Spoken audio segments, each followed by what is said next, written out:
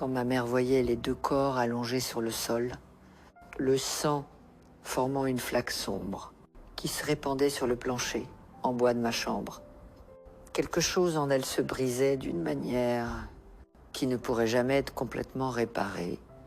Bonjour, messers, ici Thérèse, votre mamie, avec mes 78 ans d'expérience de vie et une histoire qui est restée enfouie profondément dans mon âme pendant des décennies.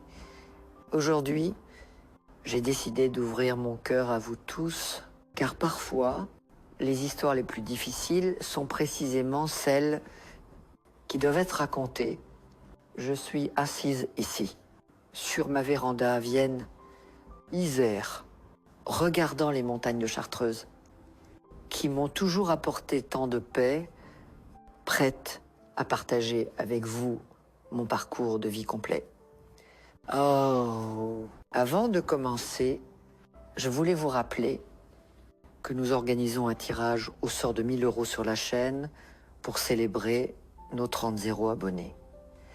Pour participer, mettez simplement un pouce en l'air sur cette vidéo, abonnez-vous et laissez un commentaire en me disant un peu de vous, où vous vivez, combien d'enfants et de petits-enfants vous avez, ce que vous aimez faire pendant votre temps libre. J'aime découvrir chaque personne qui suit ces histoires de vie.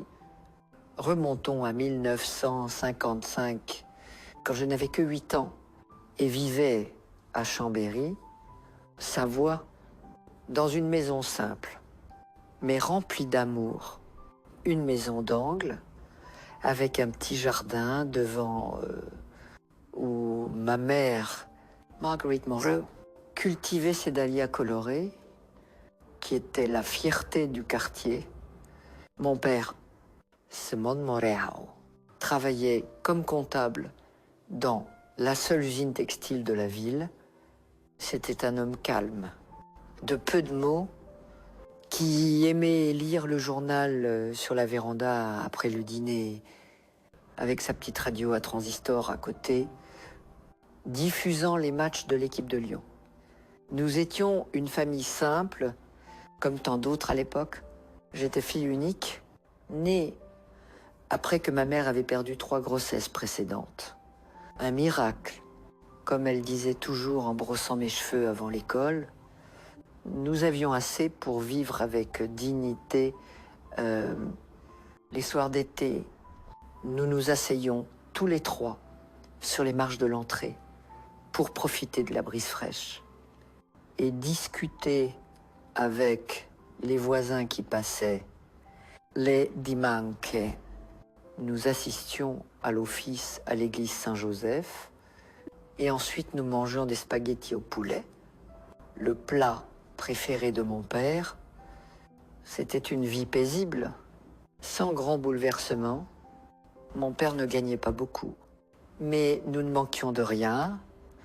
Notre maison avait 3 petites chambres, un salon où trônait la radio, notre bien le plus précieux, et une cuisine avec un poêle à bois qui remplissait la maison de l'odeur du café et du pain de maïs.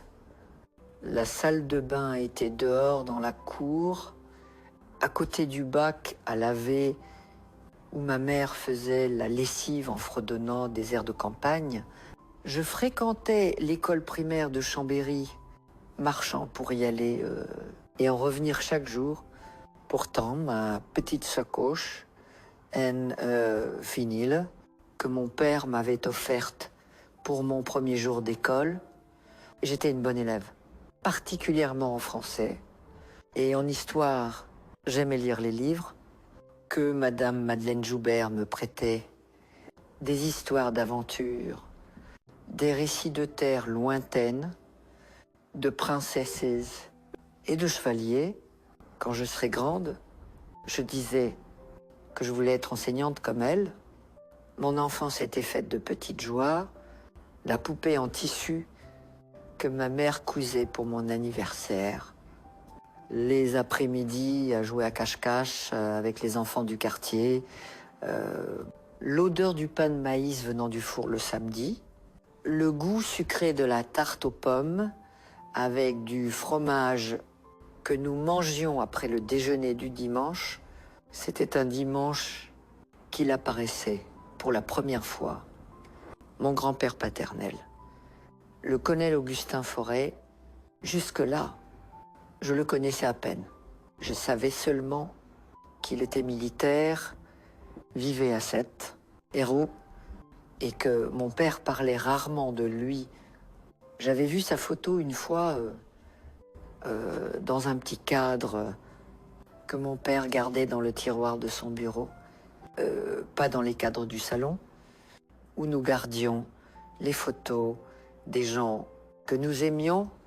Je me souviens comme si c'était hier, nous finissions le déjeuner du dimanche quand nous entendions frapper fort à la porte, 3 coups secs, autoritaires, comme si celui qui frappait ne demandait pas, mais exigeait d'entrer. Mon père se levait de table avec une expression que je n'avais jamais vue auparavant, un mélange de surprise et de peur. Quand il ouvrait la porte, il était là, un homme grand à la posture rigide, cheveux gris coupés courts, une moustache bien taillée et des yeux bleus aussi froids qu'un ciel d'hiver. « Simon » disait-il, sans sourire, sans étreindre, sans aucun geste d'affection. « Je suis venu voir comment tu vis. » Mon père pâlissait, comme s'il avait vu un fantôme. « Père, quelle surprise. Entrez. » Je vous en prie, c'était la première fois que je voyais mon père appeler quelqu'un monsieur dans notre propre maison. Ce n'était pas seulement du respect, c'était de la peur. Il entrait sans essuyer ses pieds sur le paillasson, regardant autour de lui avec l'expression de quelqu'un qui évalue, qui juge. Il portait un costume gris impeccable, malgré la chaleur de ce jour-là, et apportait avec lui une forte odeur d'après-rasage mentholé qui emplissait tout le salon. C'est donc ta famille, disait-il, comme s'il commentait des meubles, pas des personnes. Il regardait ma mère, puis moi, sans sourire, sans montrer aucune affection. Je m'attendais à mieux. C'est moi. Une maison plus grande, au moins ma mère, toujours aimable et accueillante, se levait nerveusement. Lissant son tablier, c'est un plaisir de vous rencontrer enfin. Monsieur Augustin, voulez-vous du café? Je viens de faire un gâteau à l'orange. Je ne suis pas venu pour socialiser. La coupait-il? Et je vais non, car c'est mon devoir de vérifier comment mon fils élève ma petite fille. La famille porte notre nom. Simone, j'espère que tu éduques cette fille avec discipline. À ce moment, je remarquai quelque chose accroché à sa taille, partiellement couvert par sa veste, un pistolet dans un étui en cuir noir. Même enfant, je savais ce que c'était. Même enfant, je ressentais un frisson me parcourir l'échine quand il me regardait directement pour la première fois. « Bien, c'est petite », ordonnait-il. Ce n'était pas une invitation. C'était un ordre. Je regardais mon père, qui hochait légèrement la tête. Puis je m'approchais. « Monsieur Stremblant, comment vous appelez-vous ?»« Thérèse. »« Monsieur, répondais-je, ma voix presque à murmure. Parle plus fort. Petite, un Forêt ne murmure pas. Un Forêt commande l'attention. Thérèse, monsieur, répétai-je, plus fort cette fois, sentant mon cœur s'emballer. Il m'examinait de la tête aux pieds, comme si j'étais un soldat à l'inspection. Au moins, elle est bien soignée. Apprend-elle à lire? et à écrire correctement. Quelle note obtient-elle à l'école? Avant que je ne puisse répondre, mon père intervenait. Thérèse est la meilleure de sa classe. Père, son enseignante loue toujours ses cahiers. Je lui ai demandé, Simone, pas à toi. Il me regardait à nouveau. Réponse. Je suis une bonne élève. Monsieur, j'aime beaucoup lire. Lire quoi? C'est contes de fées idiots. Ou quelque chose d'utile. Ne sachant pas comment répondre, il laissait échapper un soupir de désapprobation, puis se tournait vers mon père. Je serai en ville pour quelques jours. L'armée m'a assigné à inspecter les casernes locales. Je reviendrai le week-end prochain pour le dîner. Je veux voir comment tu éduques ma petite fille. C'était pas une requête, c'était un avertissement. Et sur ce, il se retournait et partait, laissant un silence lourd dans la pièce. Quand la porte se fermait, ma mère relâchait le souffle qu'elle semblait retenir depuis son entrée. Mon père s'effondrait sur sa chaise, passant la main sur son visage. « Simone, tu ne m'avais pas dit que ton père était comme ça, commentait ma mère. » Doucement, comme si elle craignait qu'il entende à travers les murs. Il a toujours été comme ça. Marguerite, c'est pourquoi j'ai quitté la maison à 17 ans. Et n'y suis jamais retourné, répondait mon père, sa voix fatiguée. J'espérais qu'il avait oublié que nous avions une fille. Cette nuit-là, j'entendais mes parents parler dans leur chambre, leur voix étouffée par la porte fermée. Ma mère semblait inquiète. Mon père résigné. Nous ne pouvons pas simplement l'empêcher de venir. Marguerite, c'est un colonel de l'armée maintenant. Il a de l'influence et connaît des gens importants. S'il refuse, eh bien, tu ne connais pas mon père. Il n'accepte pas un non comme réponse. Ah, c'était le début d'un changement dans notre maison. Les dimanches suivants. Comme promis, il revenait pour le dîner. Cette fois, il apportait un cadeau pour moi. Une poupée en porcelaine coûteuse, avec une robe en velours et des chaussures vernies. C'était la poupée la plus belle.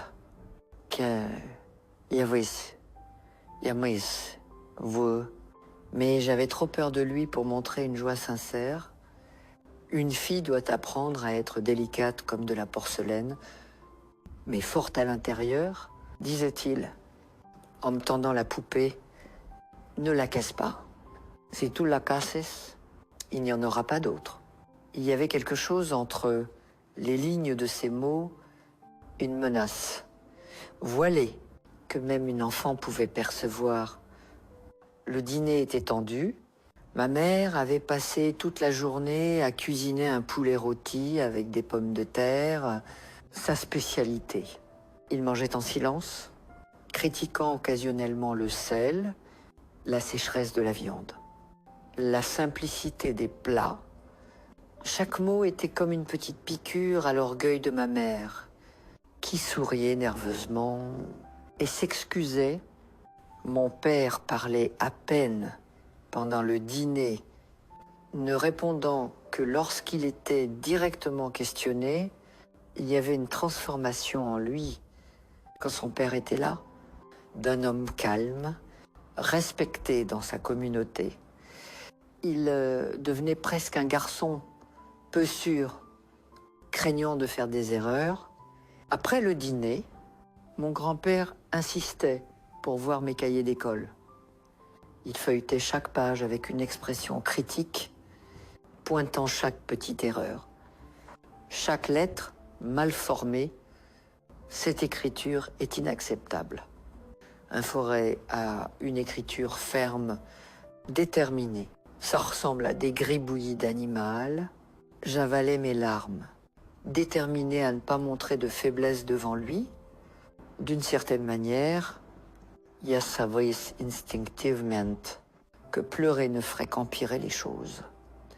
Il partait vers 20 et 1 heure, promettant aux menaçantes de revenir le week-end suivant.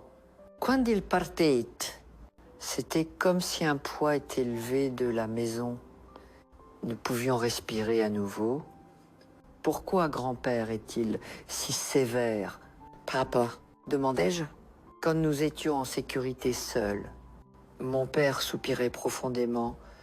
Il croit que la discipline et la rigidité forgent le caractère. Ma chérie, c'est comme ça qu'il a été élevé, et c'est comme ça qu'il a essayé de m'élever. Tu as peur de lui, n'est-ce pas? Mon père restait silencieux un moment, puis disait quelque chose que je n'oublierai jamais. Parfois, Thérèse, la peur n'est pas de la lâcheté. Parfois, c'est juste du bon sens. Un peu. Dans les semaines suivantes, une routine s'établissait chaque week-end.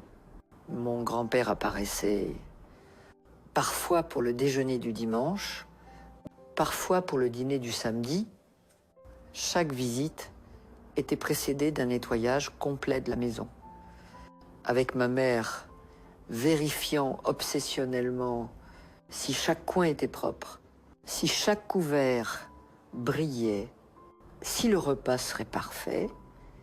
Elle voulait désespérément son approbation, peu être par amour pour mon père, peu être par un désir inné de plaire, mais l'approbation ne venait jamais.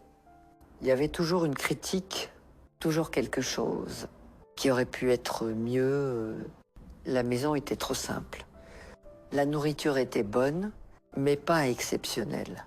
J'étais poli, mais pour être plus discipliné, au fil du temps, il commençait à apporter des cadeaux pour notre maison, une armoire en porcelaine coûteuse, qui détonnait complètement avec le reste de notre mobilier simple, une nouvelle radio, plus grande et plus puissante que l'ancienne, un tapis perçant pour le salon.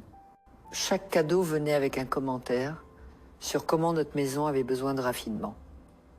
Mon père acceptait tout en silence, incapable de refuser sans provoquer la colère du vieux militaire.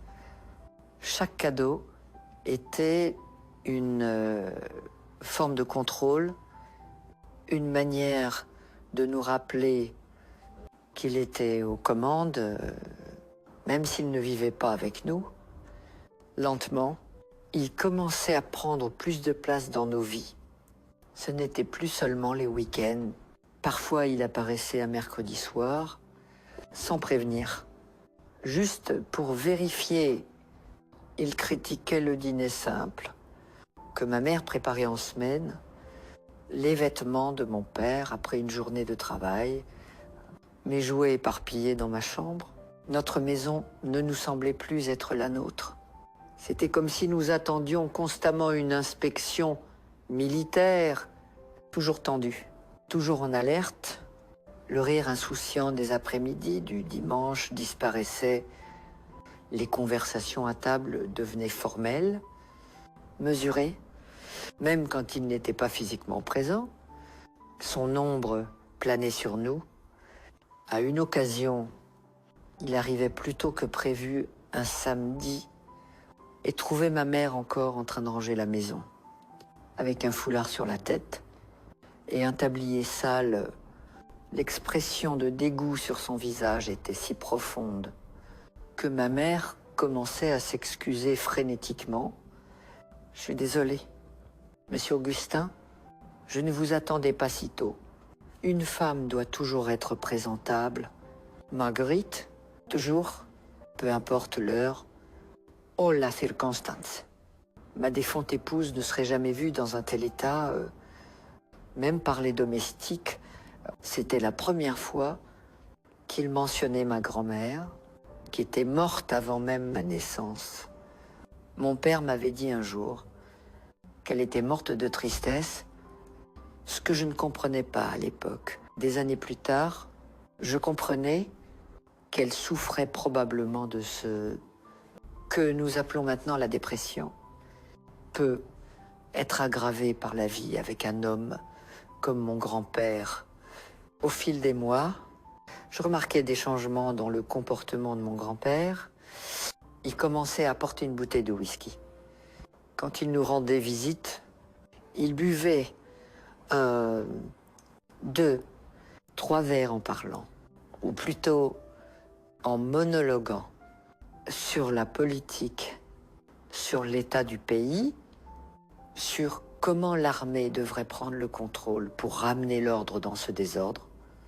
Quand il buvait, ses yeux devenaient différents. Le bleu glacé devenait quelque chose de plus dangereux, plus imprévisible.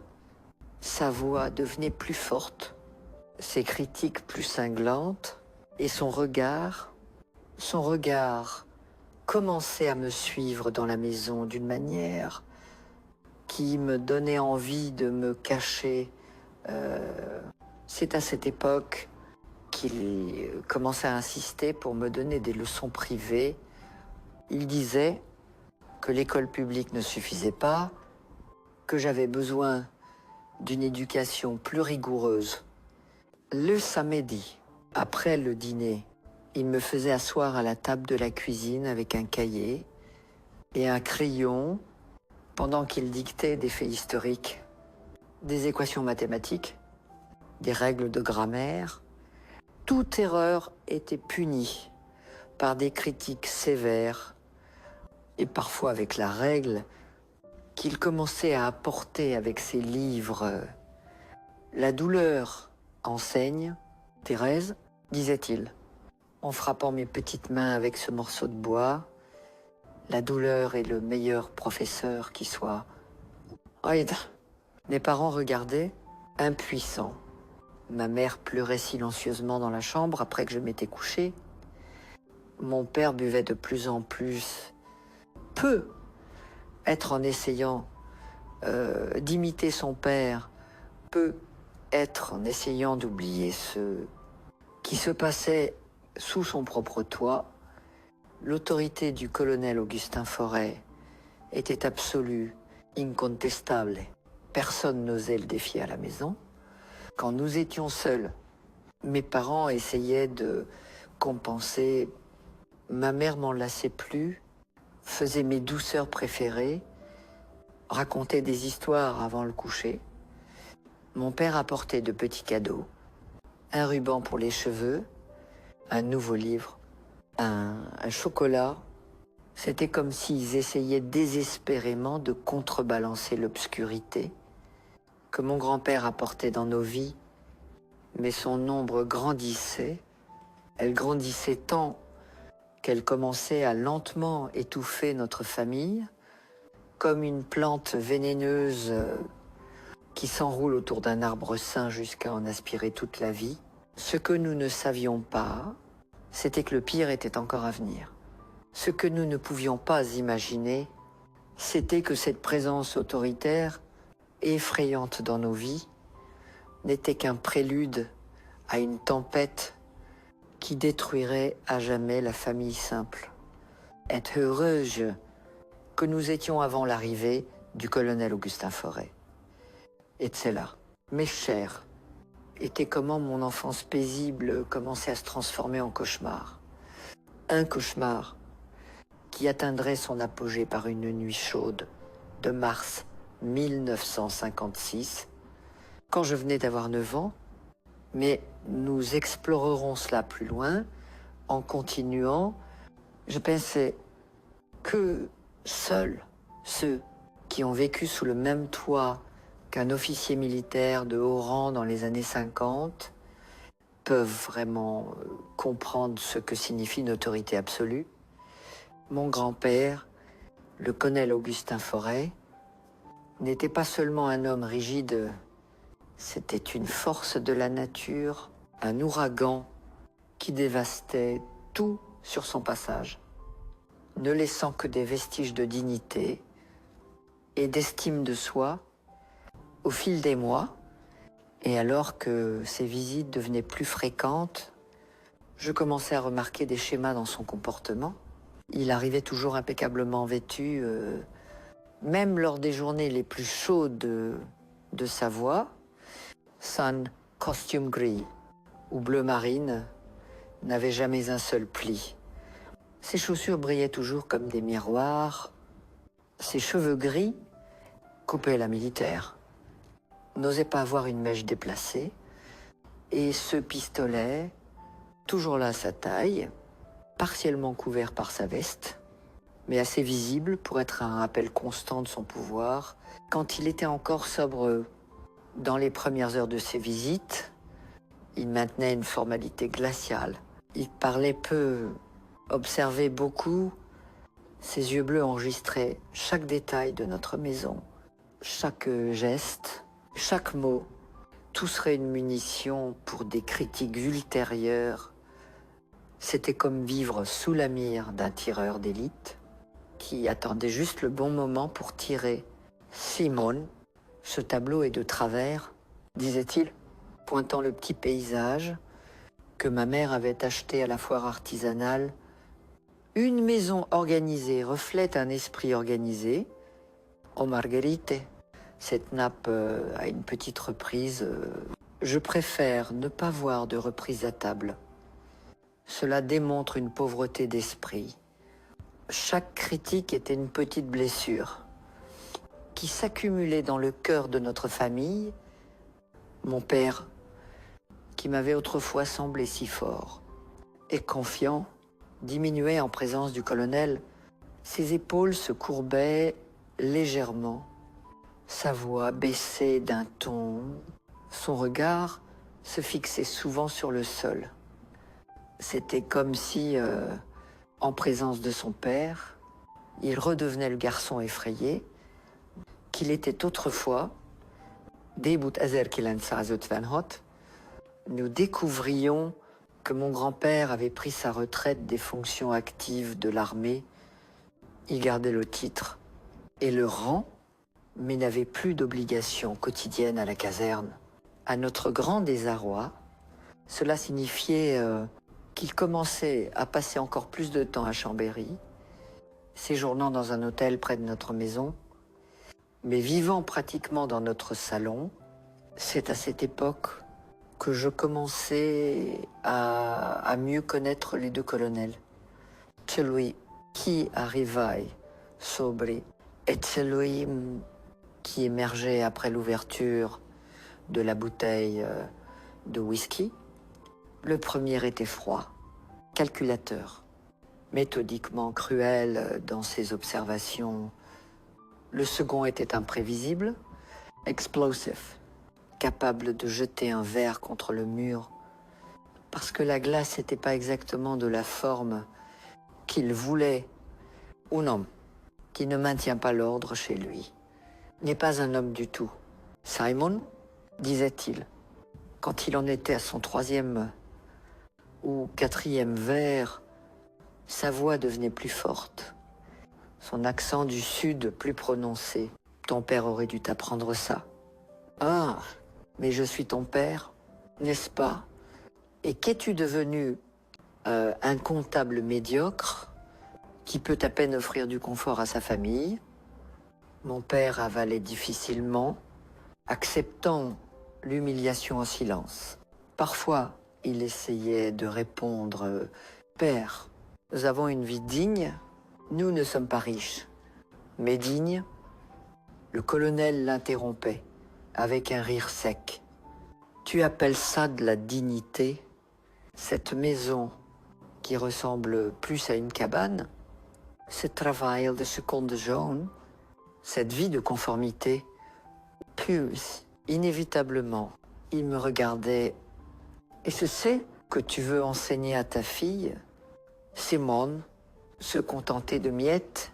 Un forêt mérite plus, le sang de mon sang mérite plus. » Paudi, c'était étrange, comme il parlait toujours de moi comme d'un forêt, mais utilisait rarement mon nom.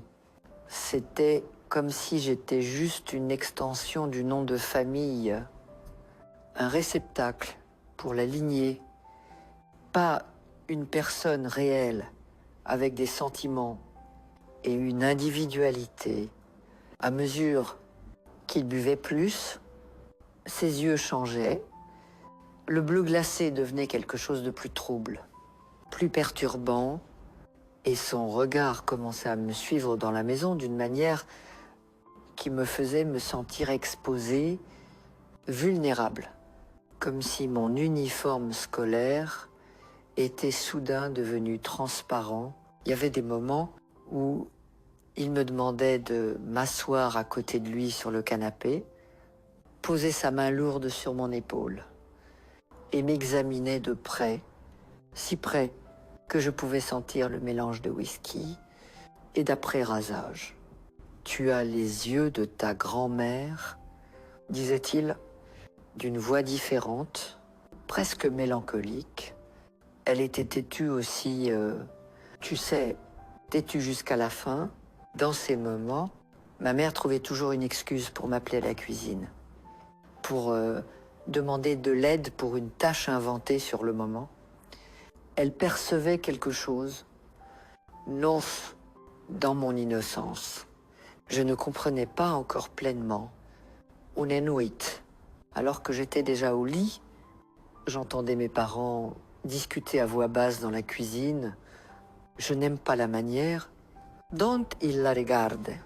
Simon, murmurait ma mère, sa voix tremblante. Il y a quelque chose de mauvais, quelque chose de malsain. C'est mon père, Margaret, répondait mon père, sa voix fatiguée. Il ne ferait jamais ça. C'est juste sa manière autoritaire, contrôlante. Ne vois-tu pas comment ses yeux changent quand il boit? Comment il insiste pour la toucher, pour être seul avec elle? Je t'en prie, Simon, nous devons faire quelque chose. Et que suggères-tu? Que je confronte un colonel de l'armée, que j'accuse mon propre père de... Je ne peux même pas le dire.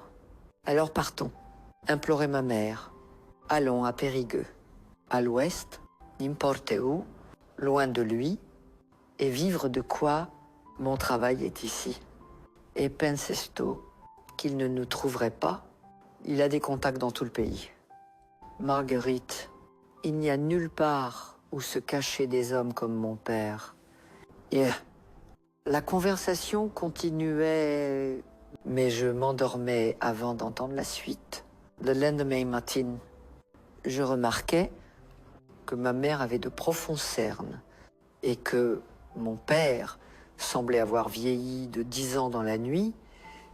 La situation empirait. Quand mon grand-père décidait de s'installer définitivement à Chambéry, il achetait une grande maison dans la partie huppée de la ville, une de ces vieilles demeures avec des colonnes à l'entrée et un jardin bien entretenu par des jardiniers embauchés.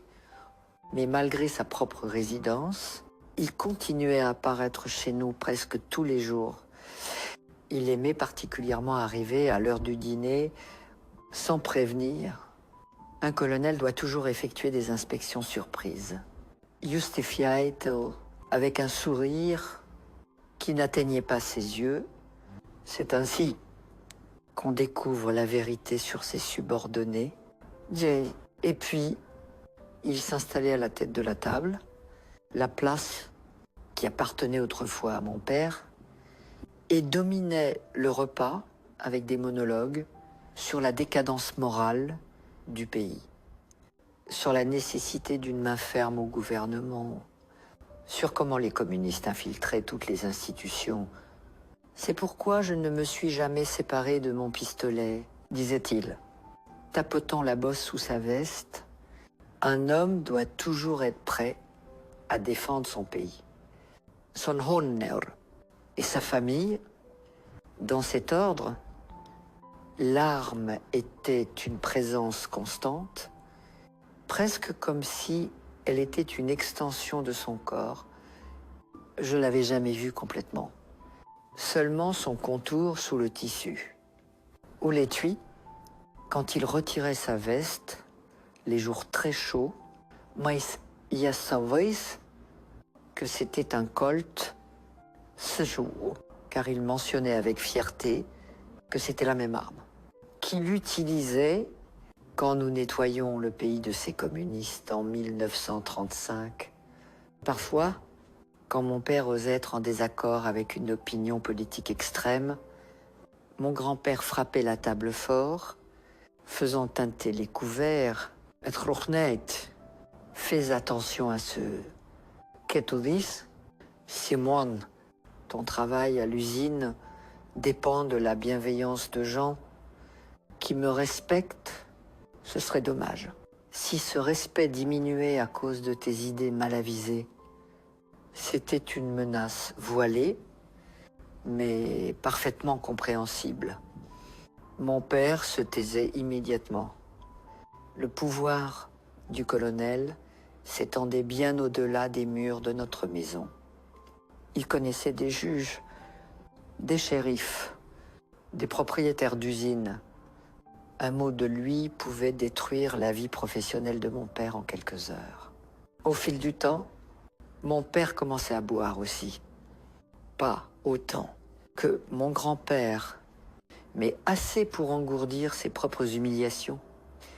Il rentrait du travail, dînait en silence, puis s'asseyait sur la véranda avec une bouteille de Bourbon bon marché, fixant le vide, jusqu'à ce que ma mère le convainque d'entrer et de se coucher.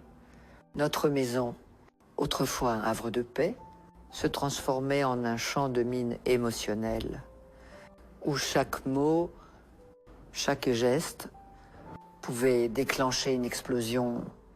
Nous apprenions à marcher prudemment, à mesurer chaque phrase, à anticiper les humeurs du colonel, à nous adapter à l'avance. Ma mère essayait désespérément de maintenir une certaine normalité dans notre routine. Elle insistait pour que nous dînions ensemble, quand mon grand-père n'était pas là, que nous parlions de ma journée à l'école, que nous maintenions certaines des traditions que nous avions avant, comme le gâteau spécial pour les anniversaires ou les histoires avant le coucher.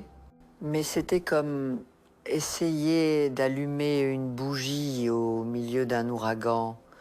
À l'école, mes résultats commençaient à décliner.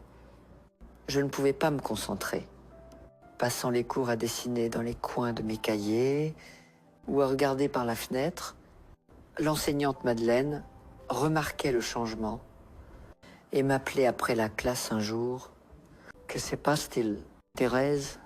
Tu as toujours été l'une de mes meilleures élèves. » demandait-elle avec une réelle inquiétude. Je voulais tout lui dire. La peur que j'avais de mon grand-père, comment notre maison ne semblait plus être notre maison, les regards étranges qu'il me lançait quand il était ivre. Mais les mots restaient coincés dans ma gorge. D'ailleurs, que pouvait-elle faire? Tenir tête à un colonel respecté et craint dans toute la ville? Je suis juste fatiguée, madame, répondais-je. Évitant son regard, j'ai beaucoup étudié à la maison aussi. Ce n'était pas un mensonge complet. Mon grand-père insistait pour que j'étudie des heures supplémentaires chaque jour sous sa stricte supervision.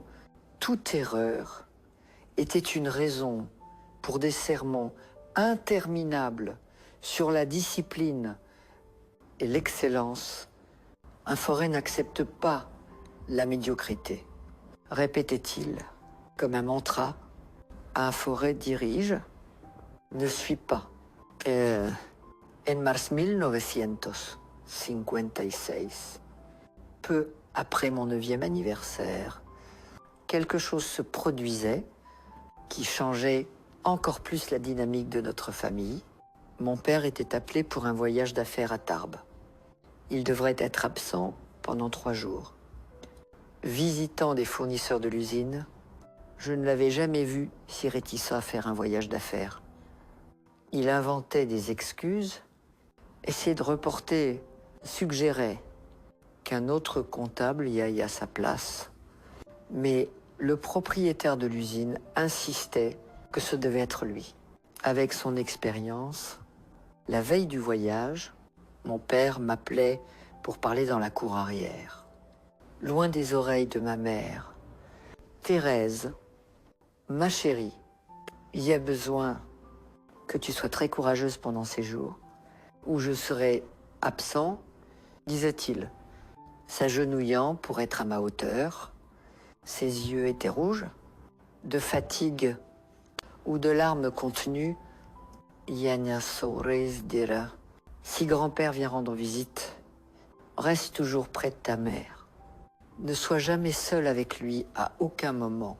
Compris, je hochai la tête, confuse par l'intensité de sa demande, et s'il fait ou dit quelque chose qui te met mal à l'aise, quoi que ce soit, tu cours chez Madame Juliette à côté. Ça peut être le jour ou la nuit, peu importe.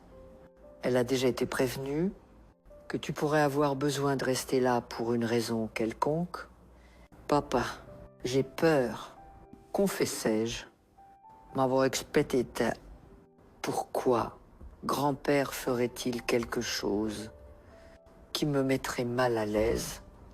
Il hésitait, comme s'il choisissait soigneusement ses mots.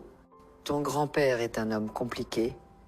Thérèse, la guerre l'a changé. Et la mort de ta grand-mère l'a rendu encore plus amer. Parfois, quand il boit, il confond les gens. Il confond le passé avec le présent. Ça n'est, je ne comprenais pas pleinement ce qu'il voulait dire, mais la gravité dans son regard m'effrayait. Promets que tu reviendras vite. Papa, je te le promets, ma princesse, juste 3 jours. Tu peux être courageuse pendant 3 jours. N'est-ce pas? Il souriait, mais c'était un sourire triste, inquiet. Cette nuit-là, j'entendais à nouveau mes parents parler dans leur chambre. Ma mère pleurait doucement et mon père la consolait avec des mots murmurés que je ne pouvais pas distinguer. Il y avait un climat de tension dans l'air, comme le silence lourd qui précède une violente tempête. Le lendemain matin, mon père partait pour Tarbes.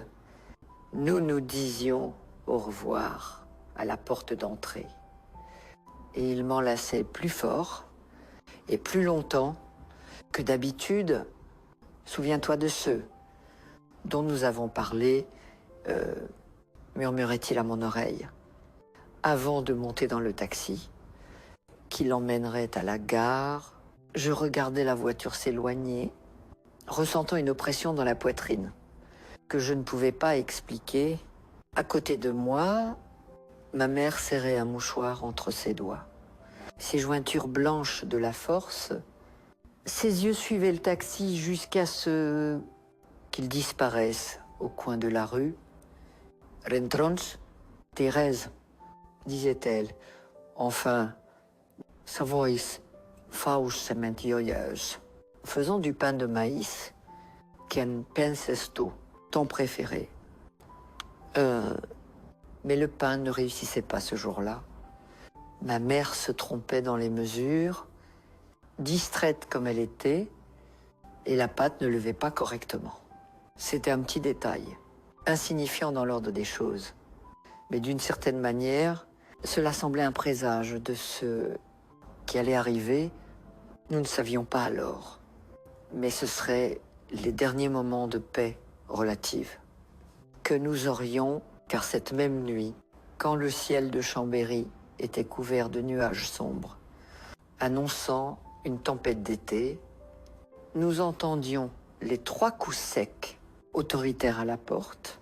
Le colonel était arrivé et pour la première fois, mon père n'était pas à la maison pour servir de bouclier entre nous et sa fureur contenue.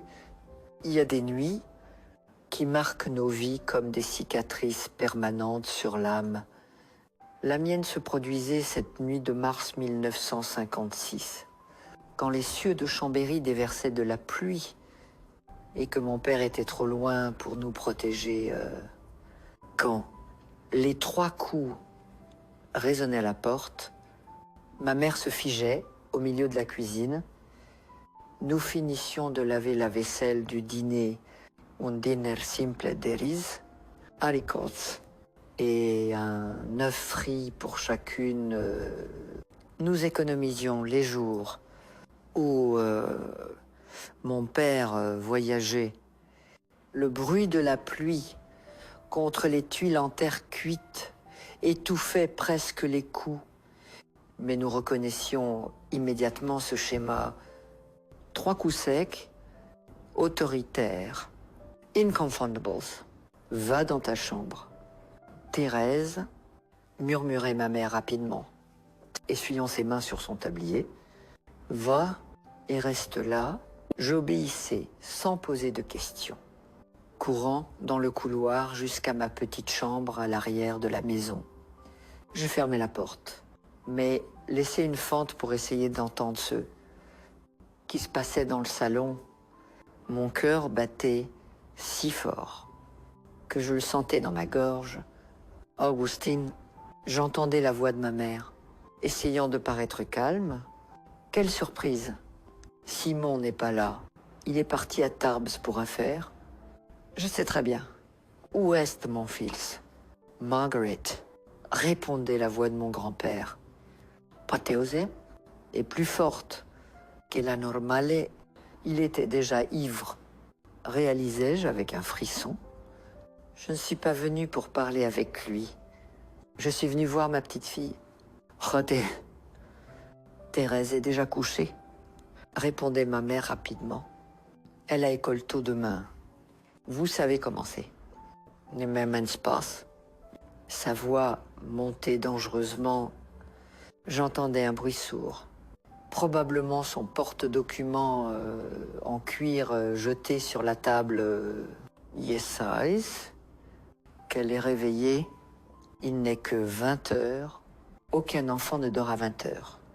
Il y avait un moment de silence tendu. Et puis j'entendais ses pas lourds traversant le salon vers le couloir. Je sautais dans mon lit et tirais la couverture jusqu'à mon menton, faisant semblant de dormir.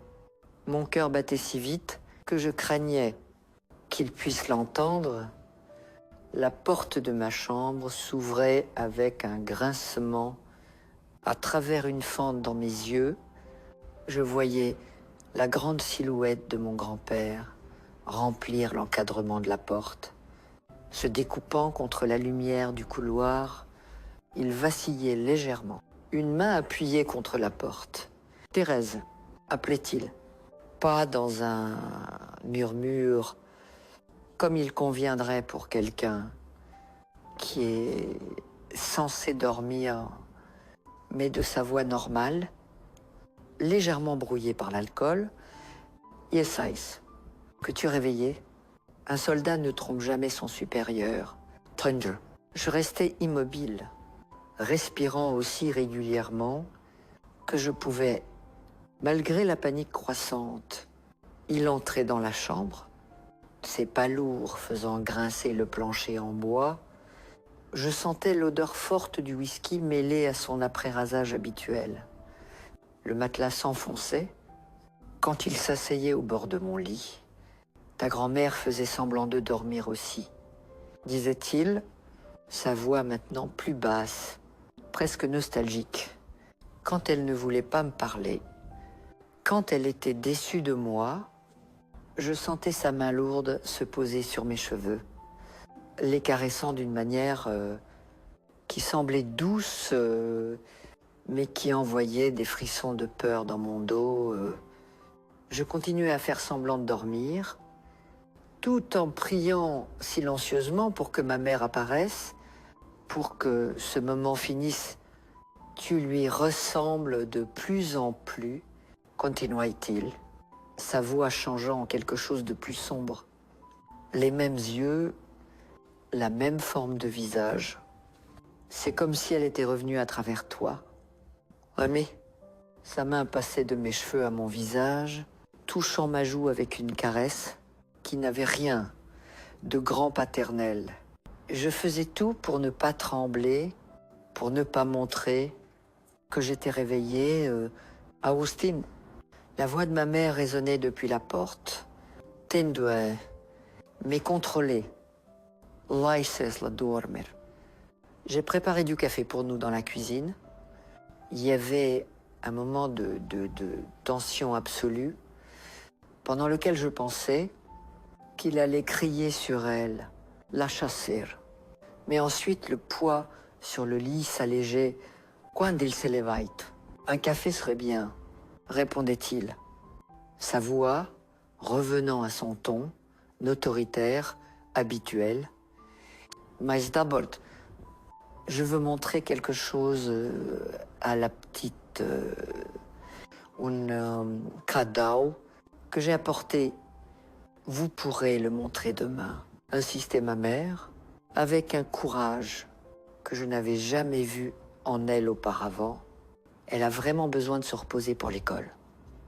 L'école peut attendre, répondait-il fermement. C'est plus important. Thérèse, je sais que tu es réveillée. Lève-toi maintenant. Ding. Je réalisais que je n'avais pas le choix. Lentement, j'ouvrais les yeux et m'asseyais dans le lit, essayant de paraître endormi. Grand-père. Ah, tu voice. Marguerite. Il souriait, mais c'était un sourire qui n'atteignait pas ses yeux, qui restait froid et maintenant injecté de sang à cause de l'alcool. Elle ne dormait même pas vraiment. Viens au salon. Thérèse, j'ai quelque chose pour toi. Je regardais ma mère, debout dans l'encadrement de la porte, son visage pâle dans la lumière tamisée du couloir. Elle faisait un petit geste affirmatif de la tête, comme pour dire « Bah si, ne le contredis pas ». Mais ses yeux étaient grands ouverts de peur. Je me levais et suivais mon grand-père jusqu'au salon, ma mère juste derrière nous, sur la table du salon. À côté de son porte-documents en cuir, il y avait une bouteille de whisky à moitié vide et un verre avec des restes de liquide ambré. Il s'asseyait dans le fauteuil principal, celui de mon père, et prenait le porte-documents. J'ai apporté quelque chose qui appartenait à ta grand-mère, disait-il, ouvrant le porte-documents et sortant un petit paquet enveloppé dans du papier de soie, quelque chose qu'elle portait le jour de notre mariage. Fangui. Il ouvrait le paquet avec un soin presque révérencieux, révélant une délicate broche en argent avec une petite perle au centre. Elle était belle, élégante, dans sa simplicité. Cette broche est dans sa famille depuis des générations, expliquait-il, ses doigts épais caressant le métal avec une délicatesse surprenante. Elle voulait qu'elle soit transmise à notre fille, mais nous n'en avons jamais eu. Selimei Simon, un fils qui n'honore même pas le nom de famille. Sa voix avait maintenant un ton amer. J'ai décidé que tu devrais l'avoir. Tu es la continuation de la lignée. Il me tendait la broche. J'hésitais, regardant ma mère, qui hochait légèrement la tête. Je prenais l'objet, sentant son poids surprenant pour quelque chose d'aussi petit. Merci. Grand-père, murmurai-je. Et c'est là, ordonnait-il. Je veux voir comment elle te va. Ronnie. Je regardais le pyjama en coton simple que je portais, ne sachant pas exactement où placer une broche si formelle.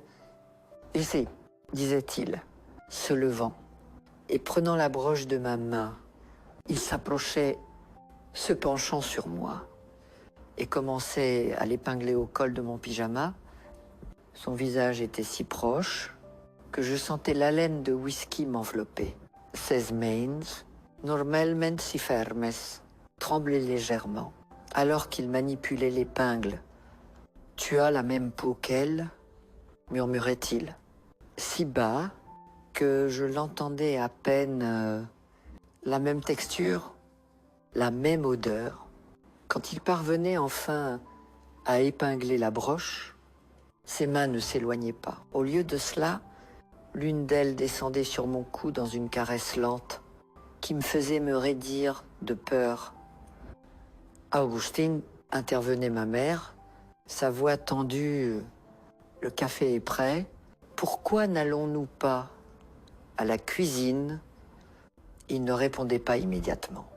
Ses yeux fixés sur les miens, sa main toujours sur mon cou, il y avait quelque chose dans son regard que je n'avais jamais vu auparavant. Un mélange de douleur, de colère et de quelque chose de plus perturbant que je ne pouvais pas nommer. « Oui, le café ?» répondait-il enfin, s'éloignant, mais avant de se tourner, il prenait la bouteille de whisky sur la table et remplissait son verre. « Thérèse, viens avec nous.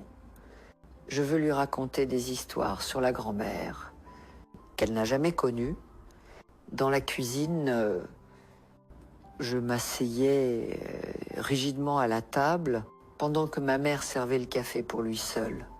Nous deux ne buvions pas de café le soir. Il ignorait la tasse et continuait à boire directement du verre de whisky, ses yeux ne quittant jamais mon visage. « Ta grand-mère était belle », commençait-il, sa voix oscillant entre nostalgie et amertume. « Belle. Et têtue, trop têtue pour son propre bien. » Il commençait alors à raconter des histoires sur ma grand-mère, Elisabeth, des histoires que je n'avais jamais entendues auparavant. Comment il l'avait rencontrée à un bal au club militaire, comment elle venait d'une famille traditionnelle qui désapprouvait initialement les fiançailles, comment elle avait un rire qui pouvait illuminer une pièce entière, mais à mesure qu'il buvait plus, les histoires devenaient plus sombres.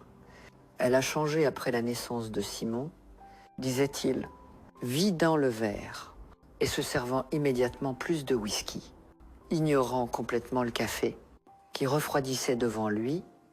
Elle est devenue distante, refusait mes touchés, pleurait dans les coins. Les médecins appelaient ça une mélancolie postpartum, mais je connaissais la vérité. Sa main frappait la table fort, faisant sauter la tasse et renverser du café. Elle ne m'aimait plus. Elle préférait cet enfant pleurnichard à moi. Son mari, l'homme qui lui avait tout donné, ma mère posait une main sur mon épaule, comme prête à m'éloigner à tout moment. Je pouvais sentir qu'elle tremblait à travers le tissu fin de mon pyjama. Je pensais qu'il se fait tard. « Augustine », disait-elle, avec un calme fin, « Thérèse a vraiment besoin de dormir maintenant. »« Oui, non », il frappait la table encore plus fort cette fois. « Elle doit entendre ça. Elle doit comprendre le sang qui coule dans ses veines. » Il se tournait vers moi, ses yeux maintenant complètement dominés par quelque chose que je ne peux décrire que comme de la folie. « Ta grand-mère m'a abandonné. Thérèse, elle a pris ses pilules exprès, sachant ce qui s'affairrait, un dernier acte de rébellion contre moi. Augustine, s'il vous plaît, plaidez ma mère. Ce n'est pas une conversation pour une enfant. » Il l'ignorait complètement, se penchant vers moi à travers la table. « Mais toi, tu ne m'abandonneras pas, n'est-ce pas? Tu es différente. Je le vois dans tes yeux. Tu comprends l'importance de la loyauté, de l'obéissance. Ah, La pluie s'intensifiait dehors. Le bruit des gouttes contre le toit, presque assourdissant. Un éclair illuminait la cuisine un instant, suivi du grondement du tonnerre. Je sursautais à la fois de l'effroi et de la peur croissante que je ressentais. J'ai peur de l'orage. Grand-père, mentais-je, cherchant une excuse pour partir. Puis-je aller dans ma chambre maintenant? Ses yeux se plissaient, comme s'il pouvait voir, à travers mon mensonge, la peur. Un forêt ne ressent pas la peur. Thérèse, la peur est pour les faibles. Il se levait brusquement, vacillant un peu, et contournait la table vers mon côté. Il saisissait mon bras avec force, me faisant lever de la chaise. « Je vais t'apprendre à ne pas avoir peur, comme je l'ai appris à ton père, bien qu'il semble avoir oublié la leçon. » Sing, Weissesla. Ma mère se plaçait entre nous, le repoussant loin de moi. C'était la première fois que je la voyais le confronter directement, et la surprise sur son visage se transformait rapidement en fureur. « Ne t'immisce pas, Marguerite, » grognait-il, la poussant de côté avec une telle force qu'elle tombait contre le poêle, renversant une casserole qui s'y trouvait. Le bruit métallique résonnait dans la cuisine. Je profitais du moment pour courir, essayant d'atteindre la porte arrière qui menait à la cour. De là, je pourrais aller chez Madame Juliette, comme mon père m'avait instruite, mais je n'étais pas assez rapide. En 2 grands pas, il me rattrapait, saisissant mon bras avec une force qui me faisait crier de douleur. « Où penses-tu aller ?» Sa voix était presque un rugissement maintenant. Personne ne me fuit, personne. Là, il me traînait dans le couloir, ignorant mes protestations et les supplications de ma mère, qui le suivait, essayant de le faire arrêter. Quand nous atteignions ma chambre, il me jetait sur le lit avec force, me faisant heurter ma tête contre le mur. « Tu dois apprendre, » disait-il, sa voix étrangement calme maintenant, ce qui était encore plus effrayant. « Que c'est Chris? Tu dois apprendre le prix de la désobéissance ?» Je regardais avec horreur, alors qu'il portait la main à sa taille et sortait le pistolet de son étui. Le métal noir brillait dans la lumière tamisée de la lampe de chevet. « Augustin, pour l'amour de Dieu !» criait ma mère depuis la porte, avançant pour entrer dans la chambre. « Reste où tu es, Marguerite !» Il pointait l'arme dans sa direction, la faisant se figer sur le seuil. « Oh, je te jure que je vais appuyer sur la gâchette. » Elle s'arrêtait, son visage déformé par le désespoir. « Mais ne reculez pas. Qu'allez-vous faire? Elle n'est qu'une enfant, votre petite fille. »« Oh, je vais faire ce que j'aurais dû faire avec Élisabeth quand elle m'a défié, » répondait-il, se tournant pour pointer à nouveau le pistolet dans ma direction. Je vais donner une leçon qui ne sera jamais oubliée. Je tremblais maintenant de manière incontrôlable, les larmes coulant sur mon visage, incapable de parler ou de réagir. Le pistolet semblait énorme dans ses mains. Le canon un trou noir qui promettait la fin de tout. « Enlève ce pyjama », ordonnait-il, sa voix calme à nouveau, presque clinique. « Je veux voir ce que tu caches. C'est que tu penses pouvoir me refuser? »« Non », parvenais-je à murmurer, ma voix tremblante de terreur. « S'il vous plaît, grand-père. » Non, il avançait, saisissant le col de mon pyjama avec sa main libre et le déchirant d'un coup violent, la broche en argent qu'il venait de me donner tombait au sol avec un tintement métallique. J'essayais de me couvrir, reculant contre le mur, mais il appuyait le canon du pistolet contre ma joue. Ne me fais pas répéter, grognait-il, ses yeux complètement envahis par une obscurité qui n'avait rien d'humain. Enlève-le, maintenant. Oh. Avec des mains tremblantes, je commençais à déboutonner ce qui restait de mon pyjama, les larmes brouillant ma vision. Je pouvais entendre les sanglots désespérés de ma mère à la porte, impuissante face à l'arme qui la tenait à distance. « Elizabeth », murmurait-il, ses yeux parcourant mon corps avec une expression troublante. « Tu es revenu vers moi, n'est-ce pas? À travers elle, tu es revenu. » Il était tellement hors de lui, tellement perdu dans sa propre folie, qu'il ne semblait plus me voir comme sa petite fille, mais comme l'épouse qu'il avait perdue il y a des années. Le pistolet tremblait dans sa main, mais restait pointé sur moi, pendant que son autre main commençait à déboucler sa ceinture.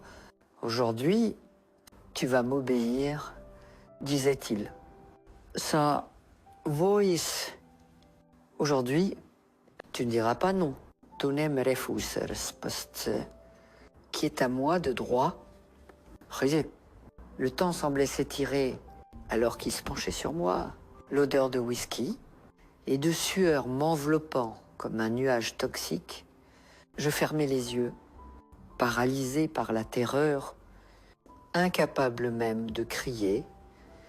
Je sentais sa main rugueuse toucher ma peau exposée, provoquant des frissons de dégoût et de peur. La pression froide du canon du pistolet contre mon cou, comme une promesse silencieuse de ce qui arriverait si je résistais. C'est alors que j'entendais un bruit à la porte d'entrée de la maison. Le son immistakable des clés, suivi de l'ouverture de la porte. Marguerite, Thérèse. Je suis rentrée. La voix de mon père résonnait dans la maison, comme une réponse directe à mes prières silencieuses. Mon grand-père se figeait, sa tête se tournant vers la porte de la chambre, la confusion remplaçant momentanément la convoitise dans ses yeux. « Simone », murmurait-il, comme s'il ne pouvait pas y croire. « Impossible. Il est à Tarbes. La réunion a été annulée. » La voix de mon père s'approchait dans le couloir. Le train est revenu tôt à cause de la tempête. So. Il s'arrêtait brusquement à la porte de la chambre, à côté de ma mère. Je voyais le moment exact où ses yeux enregistraient la scène. Moi, partiellement déshabillé, recroquevillé contre le mur, son père penché sur moi. Le pistolet dans une main et l'autre sur mon corps, la chambre en désordre, l'odeur de whisky imprégnant l'air. Pendant un instant, personne ne bougeait. Le temps semblait se figer dans ce tableau horrible, éternisant l'instant où la dernière innocence de notre famille était brisée à jamais. Puis, tout se passait très vite. Mon père se jetait en avant avec un rugissement qui ne semblait pas humain, se lançant contre mon grand-père avec toute la force de son corps. Les deux tombaient au sol à côté du lit. Une confusion de bras, de jambes et de cris. « Monstre !» criait mon père, frappant le visage du colonel à plusieurs reprises. « Ta propre petite fille ta propre petite fille ?» Non, je me recroquevillais contre le mur, tirant le drap pour me couvrir pendant que ma mère courait pour m'enlacer, essayant de me protéger avec son corps, mais mes yeux ne pouvaient pas quitter le combat brutal qui se déroulait sur le sol de ma chambre, mon grand-père, malgré son âge et son ivresse, était un homme fort. Entraîné au combat, il parvenait à repousser mon père avec un coup puissant. Et puis, dans un mouvement rapide, pointait le pistolet directement sur sa poitrine. « Tu as toujours été faible, Simon, disait-il. Sa respiration laborieuse, un filet de sang coulant au coin de sa bouche. Feibel et ingrot, tout comme ta mère. Non, père, non. Mon père levait les mains, réalisant trop tard le danger. Pense à ce que tu fais. Je protège l'honneur de la famille, répondait mon grand-père, son doigt pressant déjà la gâchette. Quelque chose que tu n'as jamais compris. Le bruit du coup de feu était assourdissant dans le petit espace de la chambre. Je voyais mon père reculer en titubant. Une tache rouge s'élargissant rapidement sur sa chemise blanche, exactement à la hauteur de son cou. Il portait les mains à la blessure, ses yeux grands ouverts de choc. Et puis, tombé à genoux, Simone, le cri de ma mère déchirait l'air, alors qu'elle se jetait vers lui, oubliant momentanément le danger de l'arme. Mon père essayait de dire quelque chose, mais seul un bouillonnement rouge sortait de sa bouche. Ses yeux rencontraient les miens une dernière fois, des yeux pleins de douleur, de désespoir et, pire encore, une supplication silencieuse pour le pardon de ne pas avoir pu me protéger, puis il tombait en avant, son corps frappant le sol avec un bruit sourd, le sang formant rapidement une flaque sombre sous lui. Mon grand-père restait immobile, regardant le corps de son fils avec une expression de choc, comme s'il réalisait seulement maintenant ce qu'il avait fait. Le pistolet fumait encore dans sa main quand il se tournait lentement vers moi, ses yeux rencontrant les miens. « Elizabeth », murmurait-il à nouveau, la folie complètement installée dans son regard. « Vois ce que tu m'as forcé à faire. Il y a des moments qui divisent notre vie en avant. Et après, pour moi, c'était cet instant figé dans le temps, mon père allongé sur le sol dans une flaque de sang, ma mère agenouillée à côté de lui, sanglotante, et mon grand-père, ce monstre qui portait le même sang, qui coulait dans mes veines, me regardant avec le pistolet encore fumant dans la main. « Elizabeth », répétait-il, avançant d'un pas dans ma direction, « vois ce que tu m'as forcé à faire. » Le monde autour de moi semblait avoir ralenti. Je pouvais entendre chaque goutte de pluie frappant le toit, le grondement distant du tonnerre, le sang humide, bouillonnant de la respiration de mon père, alors que la vie quittait son corps, à travers les larmes qui brouillaient ma vision. Je voyais mon grand-père s'approcher, l'arme maintenant pointée sur ma mère, qui protégeait le corps de mon père avec le sien. « Éloigne-toi de lui, Marguerite », ordonnait-il. Sa voix étrangement calme. C'est entre Elisabeth et moi, ma mère ne bougeait pas. Au lieu de cela, elle levait son visage baigné de larmes et le fixait avec une haine que je n'avais jamais vue dans ses yeux doux. « Tout est faux », disait-elle, sa voix tremblante. Non de peur, mais de fureur, complètement fou. Tu viens de tirer sur ton propre fils. Oh. Ah, c'était comme si quelque chose se brisait en lui. Ses yeux s'élargissaient momentanément, s'éclaircissant du brouillard de folie qui les dominait, et il regardait le corps de mon père, comme s'il le voyait pour la première fois. « Simone », murmurait-il, « confus ». Il baissait légèrement l'arme. Essaye, main tremblant. Non, ça ne peut pas être... Ce moment d'hésitation était tout ce dont j'avais besoin. Avec une impulsion née du pur désespoir, je sautais du lit et saisissais le petit couteau que je gardais sur la table de chevet, le même couteau que j'avais utilisé 2 jours avant pour peler une pomme avant de dormir. Il n'était pas grand. Il n'était pas aussi aiguisé qu'il aurait dû l'être, mais c'était la seule arme à ma portée. Je ne réfléchissais pas. Il y a planifié espace. Mon corps agissait par pur instinct de survie. Je me jetais sur lui avec toute la force que mes 9 ans pouvaient rassembler, visant le seul endroit que je pouvais atteindre avec ma taille. Sans coup, le couteau s'enfonçait dans la chair avec une facilité surprenante, comme si son corps âgé n'attendait que ce moment final. Je sentais le métal déchirer la peau, les muscles, les vaisseaux. Une sensation que je n'oublierai jamais. Peu importe combien d'années passent.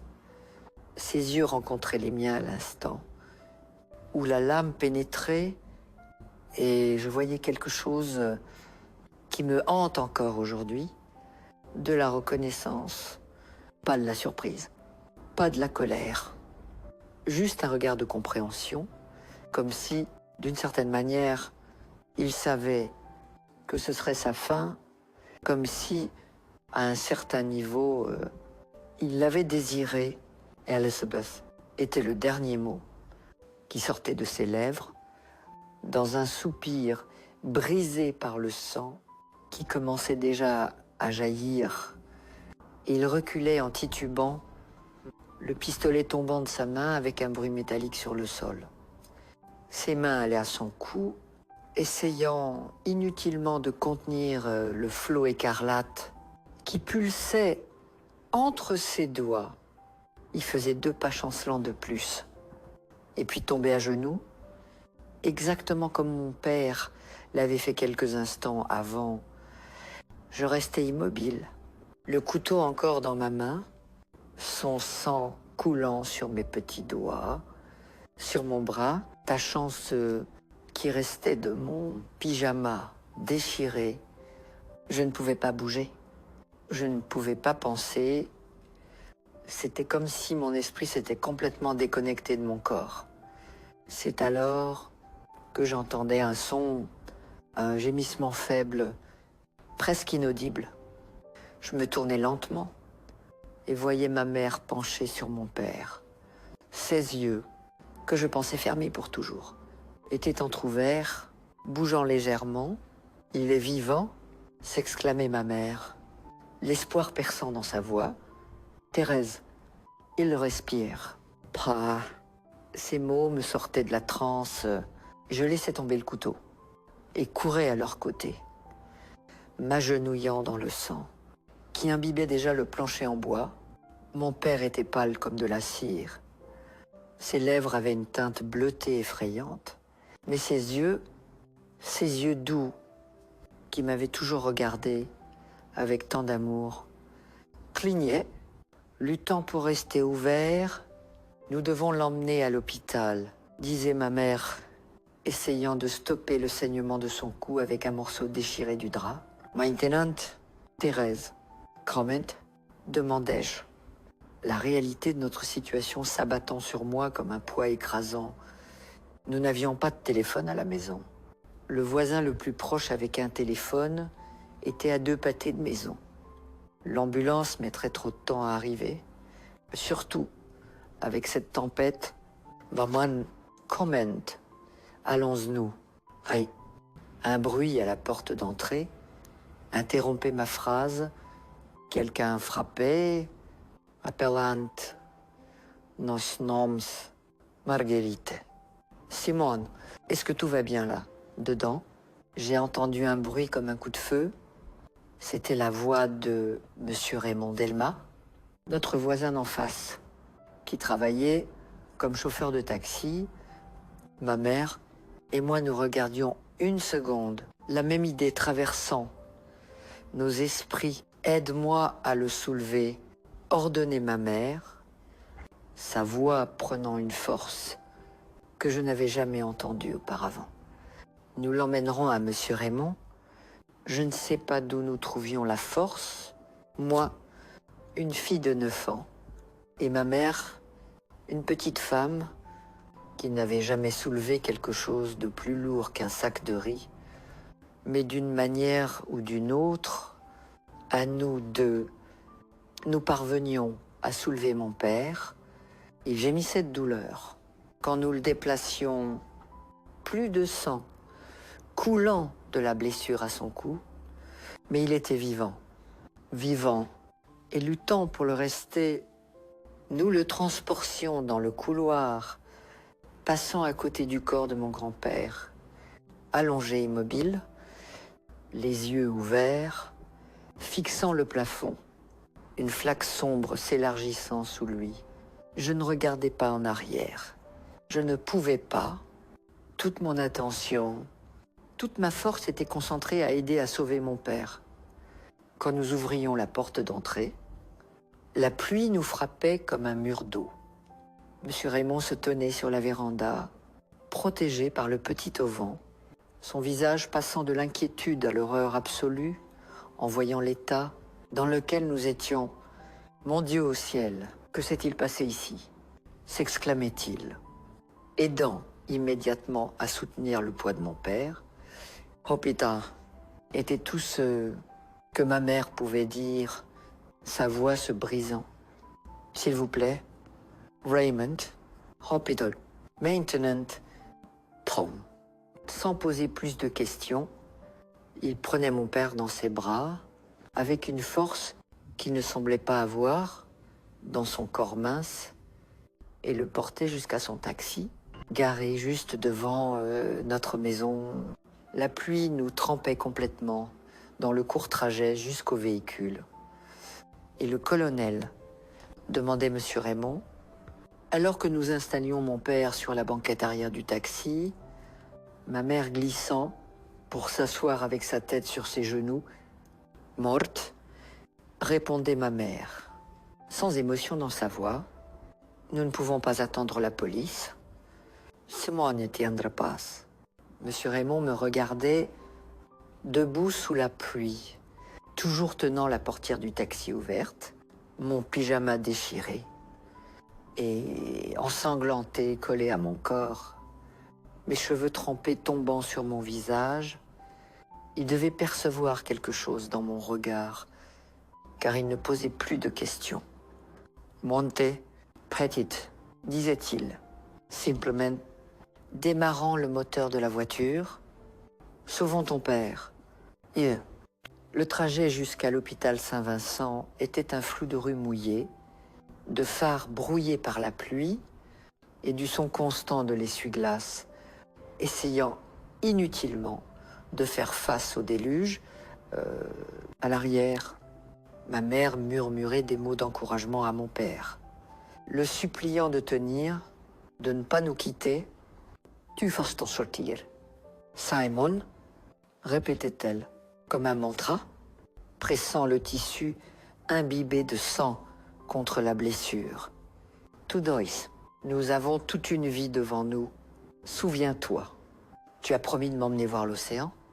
Mon père ne répondait pas, ses yeux maintenant fermés, mais sa poitrine continuait de se soulever et de s'abaisser dans des respirations superficielles, irrégulières. Je saisissais sa main froide et la serrais de toutes mes forces, comme si je pouvais lui transférer ma propre vie à travers ce contact. Quand nous arrivions à l'hôpital, les choses se passaient très vite. Des médecins et des infirmières apparaissaient, courant. Dès que M. Raymond commençait à klaxonner frénétiquement à l'entrée des urgences, mon père était placé sur un brancard et emmené rapidement à l'intérieur, laissant ma mère et moi debout sous la pluie, couverte de sang, tremblantes, non seulement de froid, mais de peur, de choc, de toutes les émotions que nous avions réprimées pendant cette fuite désespérée.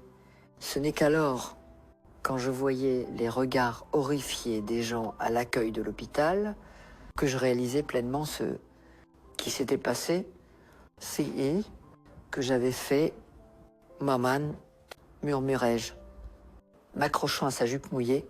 « J'ai tué grand-père ».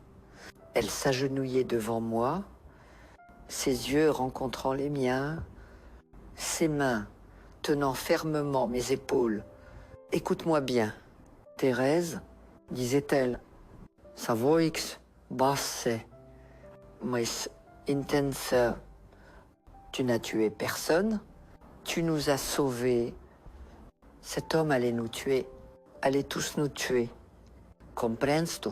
Tu n'as rien fait de mal. » Je hochai la tête, incapable de parler, les larmes venant, enfin, en un torrent qui rivalisait avec la pluie dehors.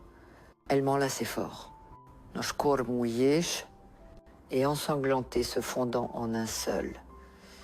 Alors que nous pleurions pour mon père, luttant pour sa vie dans une salle d'opération, pour l'horreur que nous venions de vivre, et peut être, bien que ni l'une ni l'autre ne l'admettrait, pour l'homme, qui, malgré tout, était mon grand-père et son beau-père, et dont le corps refroidissait lentement sur le sol de ma chambre.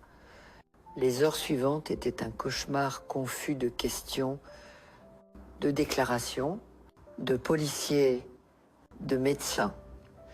Une infirmière aimable m'emmenait dans une pièce séparée, m'aidait à enlever mes vêtements ensanglantés et me donnait un bain chaud, alors que l'eau emportait le sang, celui de mon grand-père et celui de mon père dans le siphon.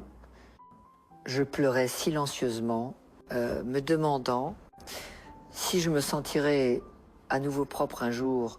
Il m'habillait d'une blouse d'hôpital, trop grande pour moi, et m'emmenait dans une pièce où un médecin au visage fatigué examinait les bleus qui commençaient à se former sur mes bras, là où mon grand-père m'avait saisi. Il posait des questions auxquelles je ne pouvais pas répondre, échangeait des regards inquiets avec l'infirmière et finissait par me donner un sirop qu'il disait m'aider à me reposer. Alors que le médicament faisait effet, j'entendais des fragments de conversation de l'autre côté de la porte, des officiers de police parlant d'un ton grave, des mots comme légitime défense, Eibes, meurtre, le nom de mon grand-père mentionné avec respect, malgré ce qu'il avait fait, le pouvoir du colonel, même dans la mort, influençant encore la manière dont les gens voyaient la situation. La dernière chose dont je me souviens de cette nuit était d'être emmené dans la même pièce où ma mère attendait des nouvelles de mon père. Elle était assise sur une chaise inconfortable, son visage pâle marqué par les larmes, portant aussi des vêtements empruntés à l'hôpital. Il est en chirurgie, me disait-elle, quand je m'installais dans le lit étroit, la balle a touché près de l'artère carotide, mais ne l'a pas atteinte directement. Les médecins sont optimistes. Je tenais sa main, luttant contre le sommeil que le médicament provoquait. « Est-ce que tout ira bien, maman ?» demandai-je, ma voix semblant petite et distante à mes propres oreilles. Elle hésitait seulement un instant, avant de répondre, serrant ma main en retour. « Oui, ma chérie, d'une manière ou d'une autre, tout ira bien, Drasinger. » Je ne sais pas si je la croyais à ce moment, mais je voulais y croire. J'avais besoin d'y croire. Et avec cette pensée, je laissais l'obscurité m'envelopper, tombant dans un sommeil profond. Et sans rêve, une petite miséricorde, après le cauchemar que nous avions vécu, je me réveillais des heures plus tard, avec le faible soleil du matin, entrant par les fentes du rideau de l'hôpital. Pendant un instant, je ne reconnaissais pas où j'étais. Et puis, tout revenait dans une vague de souvenirs si vifs qu'il me faisait halter. Je m'asseyais dans le lit, cherchant frénétiquement ma mère. Elle était au même endroit où je l'avais vue en dernier, dormant dans une position inconfortable dans la chaise, la tête appuyée contre le mur. Son visage, même dans le sommeil, montrait les marques du traumatisme et de l'épuisement. Maman, appelai-je, doucement, ne voulant pas la faire sursauter.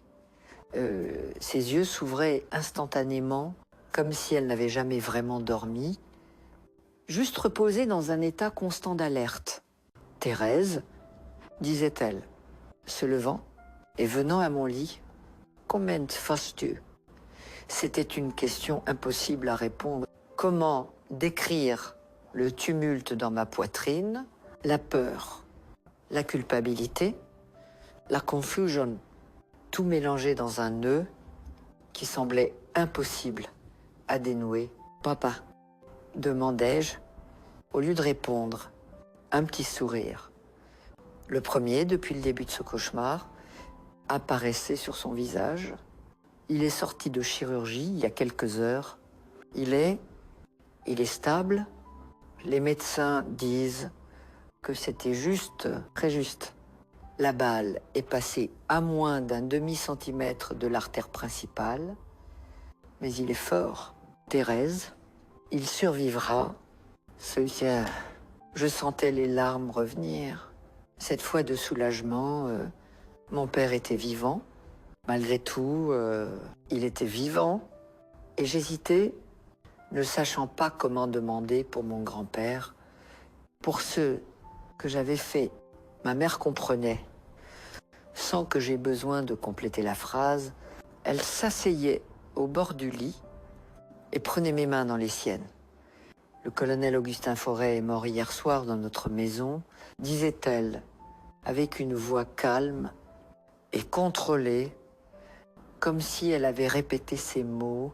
Il y a eu une dispute, il a tiré sur son fils. Et puis il y a eu une crise cardiaque fatale. C'est qui s'est passé. C'est que j'ai dit à la police. Et c'est que tu diras aussi. S'il demande, je la regardais, confuse. Mais ce n'est pas ce qui s'est passé. Je l'ai poignardée avec le couteau à pomme. Elle serrait mes mains plus fort. Écoute attentivement. Thérèse, ton grand-père était un homme puissant, avec des amis puissants. Si la vérité complète sort, ces gens pourraient faire de nos vies un enfer. Ils pourraient même essayer de t'enlever à moi. Je ne permettrai pas cela. Alors, nous dirons seulement une partie de la vérité, celle qui nous protège. N'est-ce pas mentir ? Demandai-je. Moi, vous expédiez. Parfois, pour survivre, nous devons choisir soigneusement quelle vérité dire, répondait-elle, ses yeux ne quittant jamais les miens. C'est qui compte, c'est que nous sommes vivantes. Ton père est vivant et nous avancerons ensemble. Oui. À ce moment, à seulement 9 ans, je ne comprenais pas pleinement ce que ma mère faisait. Je ne réalisais pas à quel point elle était courageuse et stratégique, protégeant non seulement moi, mais toute notre famille d'un scandale et de possibles répercussions légales. Je comprenais seulement qu'elle m'offrait une issue, une manière de laisser derrière l'horreur de cette nuit Et j'acceptais. J'acceptais l'histoire de la crise cardiaque, la répéter aux quelques officiers de police qui venaient me questionner, toujours avec ma mère à mes côtés, toujours avec ces mots soigneusement choisis guidant les miens, le respect que le colonel inspirait de son vivant continuait après sa mort. Personne ne questionnait trop l'histoire d'un homme âgé avec des problèmes de santé, ayant une crise cardiaque après un moment de tension extrême. Le coup de feuille qui blessait mon père était expliqué comme un accident lors d'une dispute animée, quelque chose que mon propre père, quand il se réveillait en fin des jours plus tard, corroborait d'un hochement de tête, bien qu'il soit trop faible pour parler. L'enterrement de mon grand-père était organisé avec tous les honneurs militaires, un héros de guerre conduit à son dernier repos, le cercueil couvert du drapeau national, des salves de fusils résonnant dans le cimetière. Nous nous tenions près de la tombe, ma mère et moi, recevant les condoléances d'hommes en uniforme que nous n'avions jamais vus auparavant, de politiciens locaux, des figures importantes qui craignaient le pouvoir du colonel mort plus qu'il ne se souciait de la vérité de sa vie. J'observais tout avec un étrange détachement, comme si je regardais un film sur quelqu'un d'autre. Une autre famille. Comment pouvait-il honorer cet homme? Comment pouvait-il parler de lui comme d'un exemple et d'un patriote, d'un grand-père dévoué? C'était ce jour-là, debout à côté de ce cercueil, que j'apprenais la leçon la plus dure de ma vie. Le monde n'est pas juste. Les puissants réécrivent l'histoire comme ça, leur convient, et parfois, pour survivre, il faut accepter cette injustice, avaler la vérité comme un médicament amer et avancer. Mon père restait à l'hôpital pendant presque un mois. La balle avait causé des dommages importants. Et bien que les médecins aient réussi à lui sauver la vie, son côté gauche était partiellement paralysé. Il ne pourrait plus jamais travailler comme comptable, ne serait plus jamais l'homme fort et capable que j'avais connu, mais il était vivant. Nous étions tous vivants et lentement, jour après jour, nous commencions à reconstruire ce que le colonel avait essayé de détruire. Nous vendions notre maison. Aucun de nous ne pouvait vivre à nouveau dans cet endroit où tant de sang avait été déversé. Avec l'argent de la vente et une petite pension que mon père recevait ironiquement grâce à l'influence de mon grand-père dans l'armée, nous déménagions dans une petite ville à Périgueux, Dordogne, où personne ne nous connaissait, où nous pouvions recommencer à zéro. Là, lentement, nous apprenions à vivre avec nos cicatrices. Mon père, avec son nouveau handicap physique, ma mère, avec les cauchemars, qui la réveillait en criant au milieu de la nuit, et moi avec la conscience d'avoir pris une vie, même si c'était pour sauver la nôtre. À 9 ans, je perdais non seulement mon grand-père et ma maison, mais aussi une partie de mon enfance que je ne pourrais jamais récupérer. Mais je gagnais aussi quelque chose, la compréhension que nous sommes plus forts, que nous ne l'imaginons, que la survie exige parfois des décisions impossibles et que l'amour, le véritable amour familial, peut surmonter même les blessures les plus profondes. Et c'est cet amour qui nous sauvait à la fin. C'est cet amour qui nous permettait, finalement, de retrouver à nouveau des moments de joie. C'est cet amour